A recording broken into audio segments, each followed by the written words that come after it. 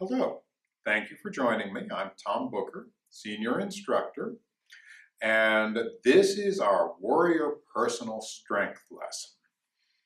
And today we're going to start talking together about courtesy. And we'll be doing this during our next few lessons. Courtesy will be our Warrior Personal Strength. Courtesy is a tenet of Taekwondo, one of the fundamental principles, the basic truths we learn and apply when we study the martial arts. This is a personal strength of our heart. When we think about courtesy, for most of us, the first thing that comes to mind is good manners, that we are polite to others. This is where courtesy starts. But there is more to applying this as our personal strength. When we apply courtesy, we make sure to treat other people with respect and consideration in our interactions with them. This is also sometimes called civility. Courtesy also involves our willingness to cooperate with others, to provide help when we can, and to treat them with generosity. Our willingness to listen to someone else, to hear them out and let them finish what they have to say, especially when we don't agree with them and think they are mistaken, is an example of courtesy.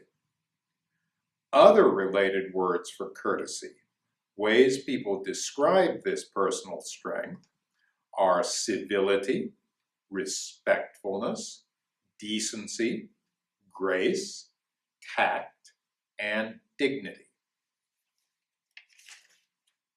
Opposites for this personal strength are rude, vulgar, disrespectful, insolent, disdainful, surly, and graceless.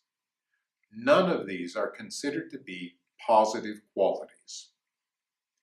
We apply courtesy as our personal strength in several related ways. 1. We are polite in our dealings with others. We use good manners. This applies both to what we say to others and how we behave towards them. We learn and follow formal etiquette, rules for acceptable behavior in our interactions with others. For example, when we're in the dojo, we exchange bows with our instructors and fellow students to show courtesy and respect. Should the newest, least experienced student in the dojo bow to the most senior, their bow is always returned. 2. We treat others with respect and consideration. We show them that they matter to us. We're willing to wait our turn and let someone else go first. We let people finish what they're saying before we speak out. We don't jump in and interrupt them. We respect others' personal boundaries. We keep our hands to ourselves and don't touch them without their permission. We're careful to allow them their personal space. 3. We also treat ourselves with respect. We show ourselves just as much consideration as we do others. We adopt a healthy lifestyle. We're physically active, eat wholesome, nutritious foods, and get plenty of rest. We're careful to choose worthwhile people as our friends and associates, people we respect for their character, abilities, and accomplishments. We insist that others treat us with just as much civility, courtesy, and respect as we treat them. Ultimately, we're willing to end a relationship with someone who won't treat us with proper respect. This is a way of respecting ourselves. 4. We treat others with generosity. When someone asks for or needs our assistance or support, we provide this if we can. We greet people when we meet them and make them feel welcome. We compliment others on their efforts and achievements, even when they fall short of perfection. For example, imagine that one of our fellow students is demonstrating Won-Yo-Hyung. They're performing with good technique, power, and focus, but they make a mistake at the end and use double knife hand blocks where they should use double fist blocks. Instead of telling them what a stupid mistake they just made, we can honestly compliment them on their power and focus. We let them know that we're paying attention to them and that their efforts matter to us. 5. We show gratitude to others. We say, thank you. We let others know that their contributions, support, and assistance matter to us. We acknowledge their help and make sure they know we are grateful to them for it. We also accept compliments graciously. When another student compliments us on our power and focus with Won-Yo, we don't reject their compliment and moan and groan about the mistake we made at the very end. We let them know we appreciate their attention and their concern. We say, thank you. 6. We accept others for who they are, even if they are different from us. We don't limit courtesy and respect just to our friends or people we're familiar and comfortable with. We give them our full attention and let them have their say, even if we don't agree with them and feel that they are mistaken. We make our best effort to understand their point of view.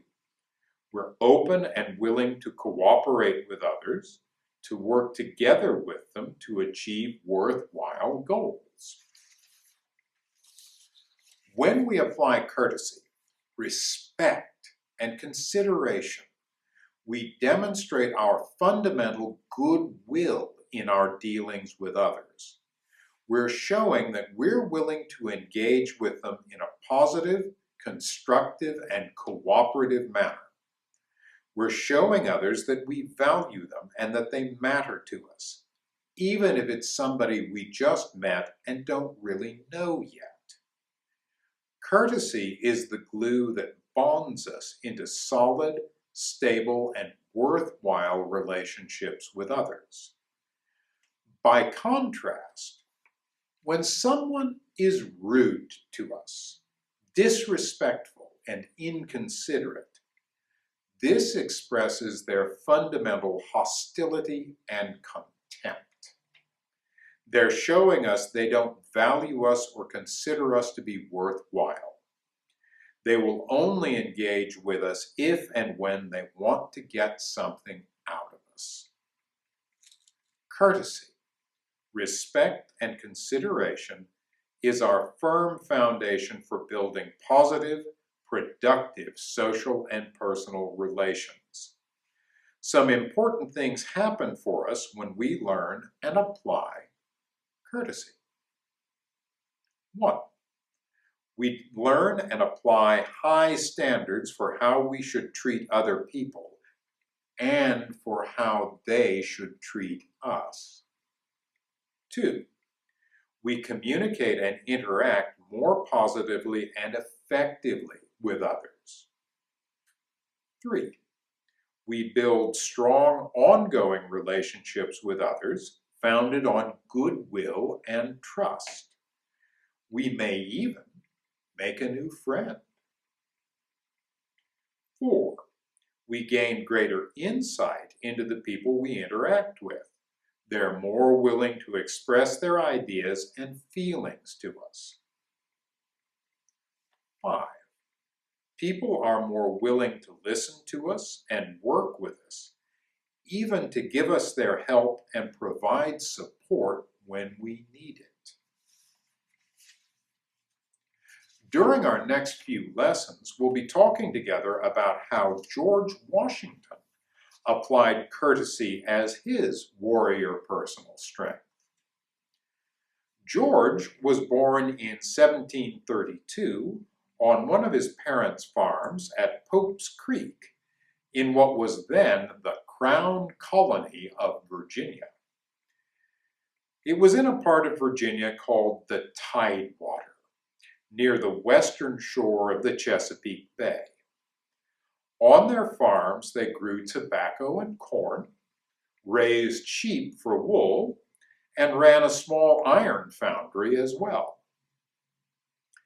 George's mother was Mary Ball, and his father was Augustine Washington. He had 5 brothers and 3 sisters: Lawrence, Augustine Jr., Samuel, John, Charles, Jane, Elizabeth, and Mildred. George started to learn about courtesy as a young child. He learned to call his mother "honored madam" to show his respect for her. As he grew older, George began to take on more responsibilities that meant learning to work with people he didn't know well, and some that he didn't know at all. George learned to apply courtesy as his warrior personal strength to communicate and work with people in positive, effective ways. But it took time and practice. Often, he made new friends. But sometimes George had to deal with difficult people that he didn't especially like, and who definitely didn't like him. Courtesy helped there too. It was a personal strength that came to serve him well. Now we've got some questions about courtesy for you to think over, talk over at home. We'll talk about these in our lessons together as well. The first of these: George learned to address his mother as "honored madam" to show his respect and consideration for her. Do you think it is important to speak to our parents with courtesy? What are some ways we can do that? Second question: should we make our parents clean up after us, or should we try to tidy up after ourselves? Which should we do to treat our parents with courtesy? And 3, courtesy can help us make new friends and to strengthen our existing friendships as well. It can also help us to deal with difficult people and situations. Does everyone have to be our friend? Should we still treat difficult people with courtesy? If so, then why? Again, I'd like you to think these over, talk them over at home. We'll talk about them together in class. And if you would, pick the one of these questions that interests you the most and email me your answer to the question. Let me know what you think. Well, thank you very much for joining me. I look forward to getting together next time when we'll talk a bit more about George and the warrior personal strength of courtesy. I will see you then.